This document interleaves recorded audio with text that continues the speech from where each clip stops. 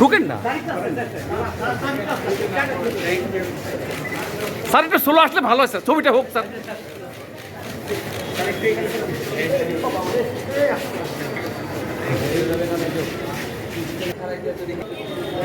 এই সামনে চলো না, চলো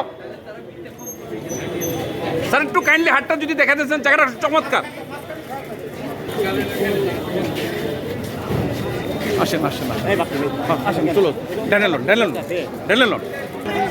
আরে ভাই পিছনে যান না, পিছনের ক্যামেরা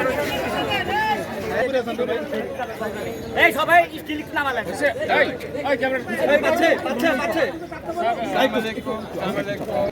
তারপরে আমাদের যিনি আছেন আমি শুধু বসে বসে চিন্তা করছিলাম সেখানে করলাম মহাকাব্যের কথা।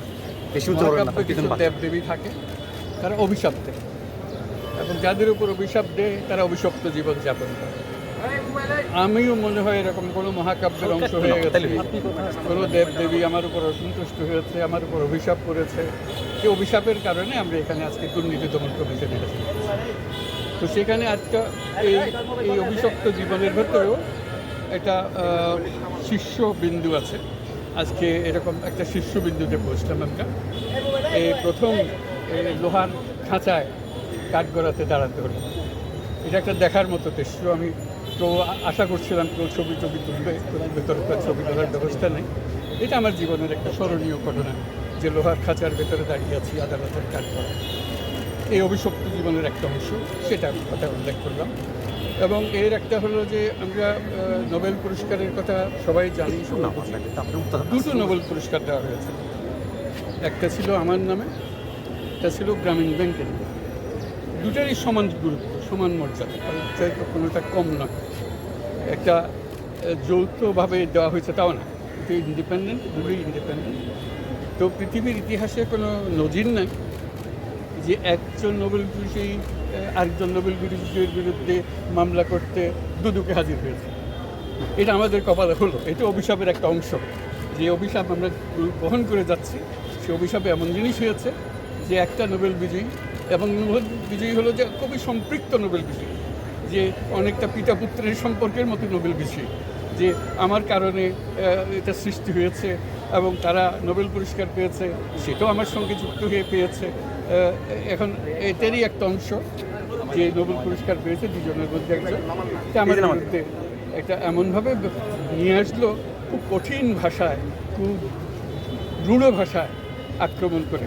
অভিযোগ থাকতে পারে, কিন্তু রূঢ় ভাষায় আক্রমণ করে অভিযোগগুলো করা, তো যে অভিযোগের কোনো ভিত্তি নেই, সেটার ব্যাপারে আমরা আপনাদেরকে সবাইকে জানিয়েছি ঘটনা কী ঘটেছিল। এটা ঘটনার মধ্যে কোনো সত্যতা তো নাই।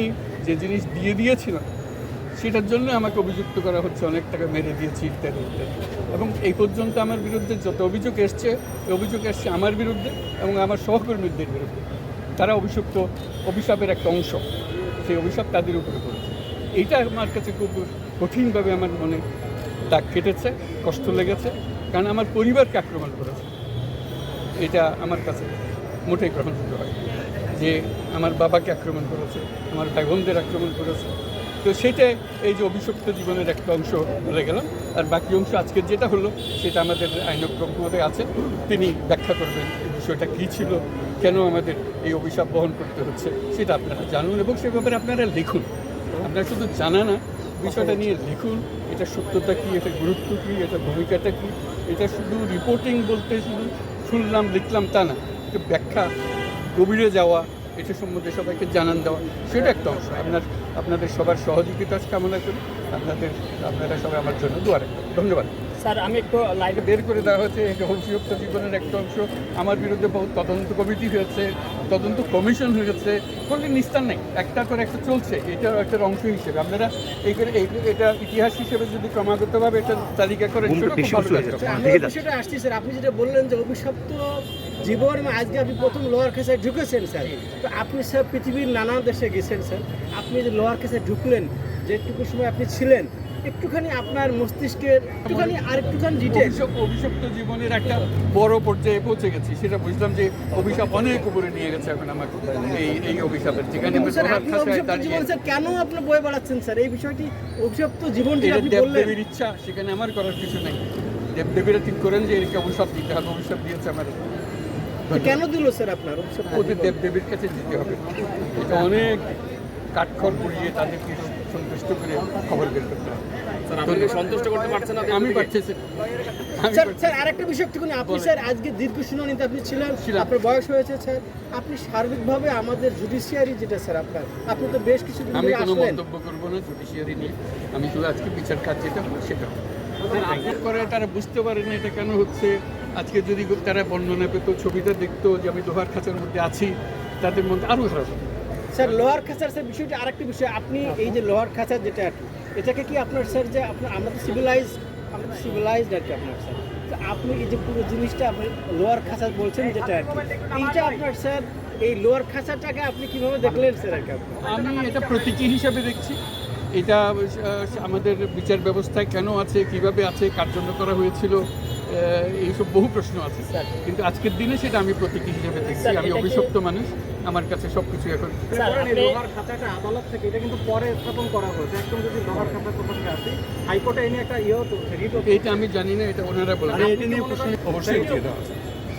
আপনি বলছিলেন যে যেহেতু মামলাগুলোকে আপনার বিরুদ্ধে ভুয়া অভিযোগ আনা হয়েছে, তো এক্ষেত্রে একজন নোবেল বিজয়ী হিসেবে এরকম অভিযোগ তো আসতেই পারে, যদি দেশের সরকার থেকে আনা যেতে পারে। সেই ক্ষেত্রে আপনার বিরুদ্ধে কি অভিযোগটা আপনি কি মনে করেন? নোবেল বিজয়ী হিসেবে আপনাকে অভিযোগ আনা যাবে না? একটা দেশের নাগরিক হিসেবে কেন আমার বিরুদ্ধে মিথ্যা মামলা হবে? কেন কারো বিরুদ্ধে মিথ্যা মামলা হবে? দুর্নীতির মামলা হবে?